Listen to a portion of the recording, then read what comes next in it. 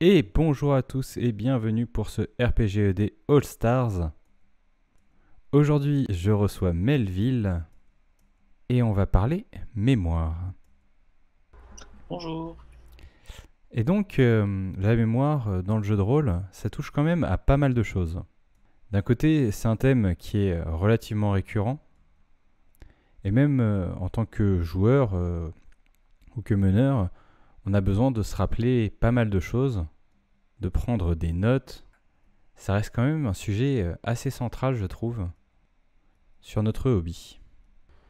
Oui, je trouve aussi. En 10 minutes, ça va être chaud de réussir à tout placer. C'est marrant que tu le prennes par cet angle-là, parce que moi, je le prends souvent par un autre angle.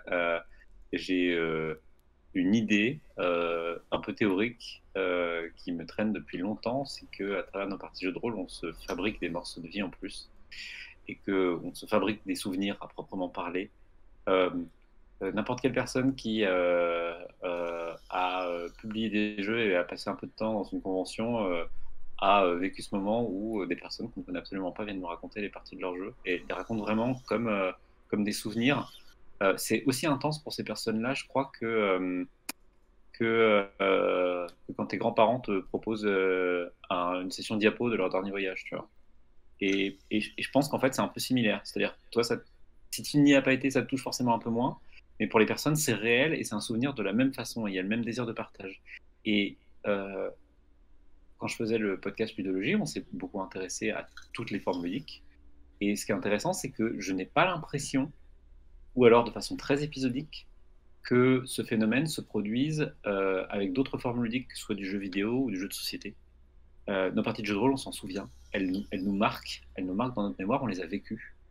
Euh, et je trouve que c'est vraiment une des spécificités de cette forme ludique-là, ça existe aussi en GN, hein, cela dit, mais en tout cas, dans l'incarnation du personnage, dans le fait qu'on y a été, euh, on se fabrique de la mémoire.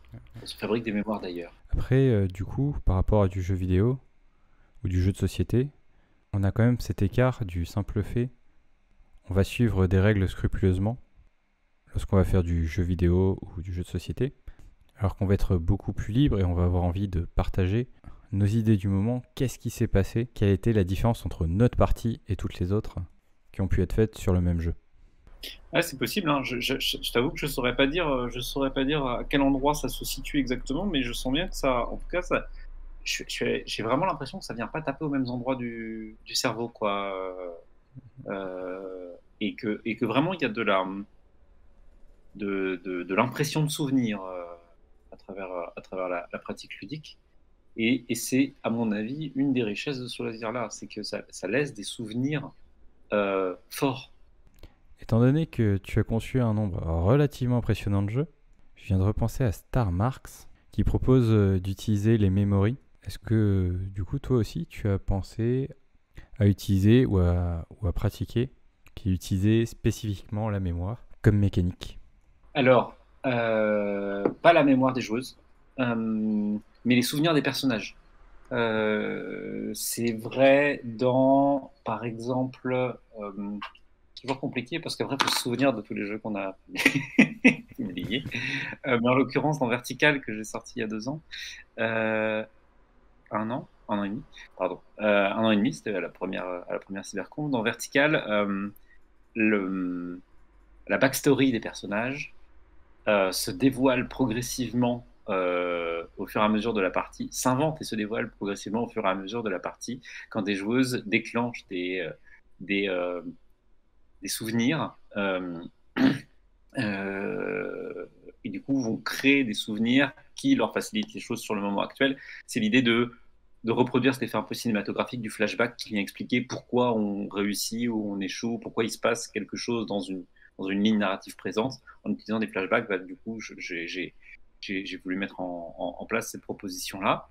Euh, Sinon, incidemment, c'est pas le premier jeu que j'ai écrit, mais il remonte un peu. J'avais écrit, je pense que c'était quand même une de mes une de mes premiers essais pour le concours des démiurgeants nerds.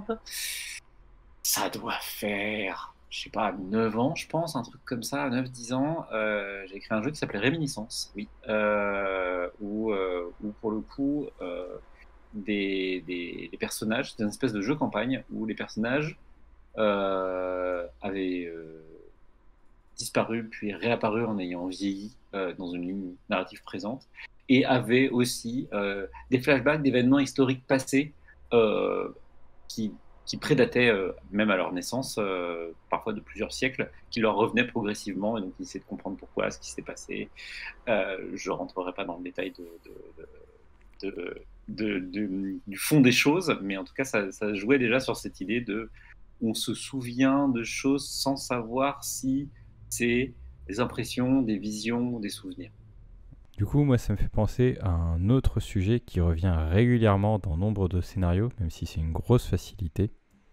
L'amnésie, l'absence de la mémoire, le personnage qui doit redécouvrir qui il était. Est-ce que c'est quelque chose auquel tu as été confronté ou quelque chose que tu n'utilises plus car trop usé? Ah bah non, c'est un peu. Bah là en l'occurrence, tu vois, c'était présent dans celui-ci, mais elle était spécifique. Enfin, c'était vraiment une mécanique de jeu. Souvent, moi j'ai l'impression que c'est beaucoup utilisé. Alors en jeu vidéo, dans le RPG, pour avoir des espèces de personnages neutres quand tu commences, comme ça, tu as une excuse pour, en tant que joueuse, pas avoir à ingérer une backstory conséquente sur le personnage ou même ne pas avoir de connaissances préalables du monde dans lequel vont se dérouler les aventures. En jeu de rôle, il y a un peu de la même façon. Il peut y avoir des facilités pour les joueuses en disant mon personnage est amnésique. Façon de dire au meneur j'ai des excuses pour me comporter n'importe comment parce que de toute manière je ne sais pas ce que je suis censé savoir. Et en plus, on peut aller rajouter des secrets et des machins et ça va être forcément des trucs hyper importants et des pouvoirs. Bon, il y a sûrement moyen d'en faire des choses intéressantes, mais je n'ai pas l'impression que ce soit très souvent le cas, sans méchanceté aucune, hein, mais en fait, quand on a des ressorts comme ça, ce qui est intéressant, c'est d'aller chercher où est-ce qu'on pourrait les utiliser de façon inattendue, je pense. Du coup, où est-ce que tu placerais la mémoire dans l'imaginaire collectif du jeu de rôle? Pour toi, quelle est la première chose qui te vient à l'esprit quand on te dit mémoire et jeu de rôle? Alors, je vais être un petit peu acide, je préfère prévenir tout de suite. La première chose qui me vient quand on parle de mémoire et de jeu de rôle, alors la première, c'est ce que j'ai évoqué tout à l'heure sur le fait qu'en jouant, on se fabrique des souvenirs supplémentaires. Du coup, c'est presque corrélé. La deuxième chose qui me vient, c'est que le jeu de rôle, comme beaucoup d'autres espaces de hobby, on va dire, est aujourd'hui, à bien des titres, une industrie de nostalgie et que ça me désole. Parce que vraiment, il y a un truc de... Le jeu de rôle, les rôlistes regardent le jeu de rôle et j'ai l'impression que les rôlistes sont très attirés par ce qu'ils connaissent déjà, parce qu'ils leur rappellent leur jeunesse, par les rééditions, les multiplièmes rééditions pardon, de jeux auxquels ils ou elles ont joué plus jeunes, avec un effet un peu... comment ils appellent ça en jeu vidéo déjà je sais plus, une espèce de mise à jour des graphismes, tu vois, où on touche rien au moteur, ça joue exactement pareil. Par contre, on a adapté les graphismes au fait qu'on avait des cartes graphiques plus puissantes. C'était remasterisé. Il y a plus de buts, donc on a des dessins de meilleure qualité, donc on fait des artbooks avec des vieux jeux, quoi. Et moi, j'avoue que c'est très très loin de ce qui m'intéresse en jeu. Je regarde ça avec une grande distance et je n'ai pas envie d'un monde où on ne donne pas de la place.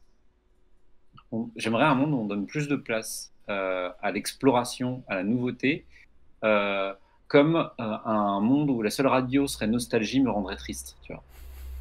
Ben ma foi, sur ces bons mots, il est déjà temps de nous quitter.